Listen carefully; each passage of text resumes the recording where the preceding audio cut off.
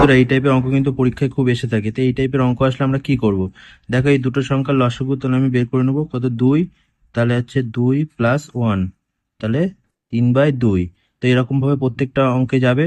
তাহলে গেলে কি হবে, মাঝখানে কিছু নেই মানে গুণ, গুণ তাহলে এরপরটা কি হয়ে যাবে 4/3, তারপরটা কত হয়ে যাবে 5/4। তো এইভাবে যেতে থাকবে। তো লাস্টেরটা কত আসবে, দেখো লাস্টেরটা করলে 51/50। তাহলে এর আগের সংখ্যাটা কত রয়েছে, তাহলে 50/49। তাহলে এইভাবে আমরা কি করব এরপর, দেখো কাটাকুটি যায়, 3 এদিকে 3 কাটলাম, 4 4 এভাবে কাটতে থাকবে। লাস্টে দেখো 50, এদিকে 50 কেটে যাবে, তাহলে পড়ে রইলো কি এদিকে 2 আর এদিকে 51। তাহলে দুটো ভাগ করলে কি হয়ে যাবে 51/2, তাহলে 25.50 কিন্তু অ্যান্সার পেয়ে যাবো। আমরা অ্যান্সার কি পেয়ে গেলাম, অপশন এ।